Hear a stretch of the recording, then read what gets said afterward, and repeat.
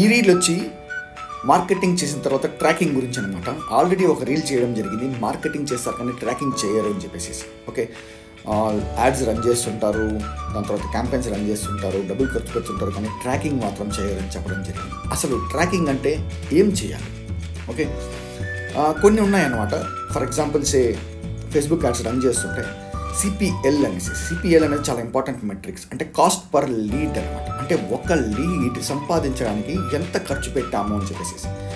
ఇది ఎలా చూసుకోవాలి అంటే మనకు ఫేస్బుక్ యాడ్సే మనకు, ఆ ప్లాట్ఫామే మనకు డేటా ఇస్తుంది. ఎందుకంటే మనం ఎంత ఖర్చు పెడుతున్నామో అది ట్రాక్ చేస్తుంది. అట్ ద సేమ్ టైం ఒక లీడ్ తీసుకురావడానికి ఎంత ఖర్చు అయింది కూడా అదే క్యాలిక్యులేట్ చేసుకొని చెప్తుంది అనమాట. ఇంకొకటి ఏంటంటే కన్వర్జన్ రేట్ అని ఒకటి ఉంటుంది. కన్వర్జన్ రేట్ అంటే ఏంటంటే ఒక 100 లీడ్లు కనుక వచ్చాయనుకోండి, ఫర్ ఎగ్జాంపుల్ ఆ 100 లీడ్లలో ఎన్ని కన్వర్ట్ అయినాయి కస్టమర్గా అని చెప్పేసి. అంటే కస్టమర్ ఎన్ని అయినాయి, ఎంక్వైరీస్ నుంచి ఎన్ని సేల్స్ అయినాయి అని అర్థం అనమాట. దాని కన్వర్జన్ రేట్. ఇక్కడ 100కి 10 అంటే ఏంటి, 10% కన్వర్జన్ రేట్ అని అర్థం చేసుకోవాలి. ఇంకొక వన్ మోర్ మెయిన్ మెట్రిక్ ఏంటంటే సిపిఏ, కాస్ట్ పర్ అక్విజిషన్ అంటారు. దీన్నే సిపిఎస్ అంటారు, కాస్ట్ పర్ సేల్ అంటారు. సిపిపి అని కూడా అంటారు, కాస్ట్ పర్ పర్చేస్. అంటే లీడ్కి ఒక 50 రూపాయలు ఖర్చు అయితే, ఒక లీడ్కి 50 రూపాయలు ఖర్చు అయితే 100 లీడ్లు వచ్చాయి కదా, ఆ 100 లీడ్లలో 10 మాత్రమే పర్చేజ్ అయ్యాయి, రైట్? అంటే పర్చేజ్కి ఇంకొంచెం ఎక్కువ అవుతుంది అనమాట. అంటే ఒక పర్చేస్ తేవడానికి ఎంత కాస్ట్ అయింది అని చెప్పేసి. ఓకేనా, ఇవన్నీ సిస్టమే బ్రేక్ డౌన్ చేసుకుంటుంది, ఫేస్బుక్కే బ్రేక్ డౌన్ చేసుకుంటుంది.